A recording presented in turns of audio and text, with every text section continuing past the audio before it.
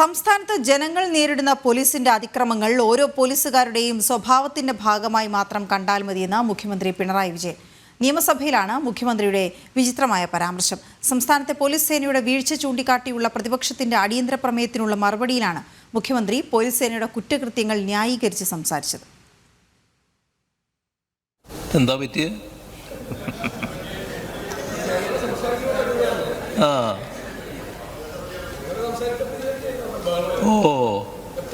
അപ്പൊ നിങ്ങളത് നടത്തിക്കോളൂന്നാണല്ലേ? അത് നടത്തിക്കോളൂന്നാണല്ലേ? നടത്തിക്കോളും. അതല്ലേ സിഗ്നൽ.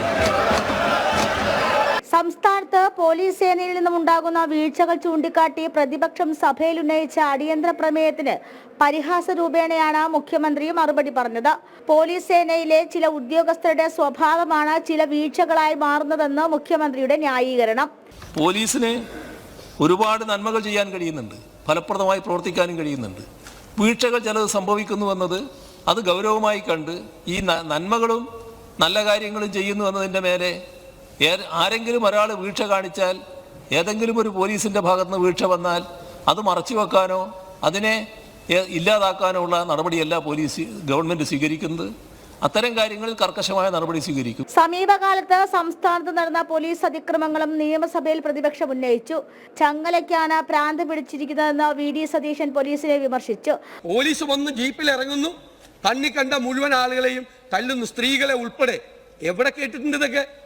ചങ്ങലയ്ക്ക് ഭ്രാന്ത് പിടിച്ചോ?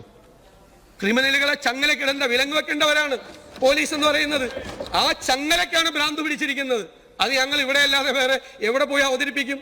പാലക്കാട് നെന്മാറയിൽ ഇരട്ട കൊലപാതകം നടത്തിയ പ്രതി ചെന്താമരയ്ക്ക് മനഃപൂർവ്വമല്ലെങ്കിൽ പോലും സാഹചര്യങ്ങൾ ഒരുക്കിക്കൊടുത്തത് പോലീസ് എന്ന ആക്ഷേപവും സഭയിൽ ഉയർന്നു.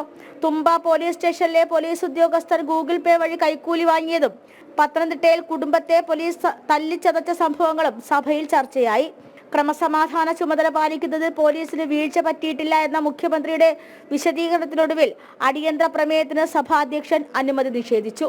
ജനം, തിരുവനന്തപുരം.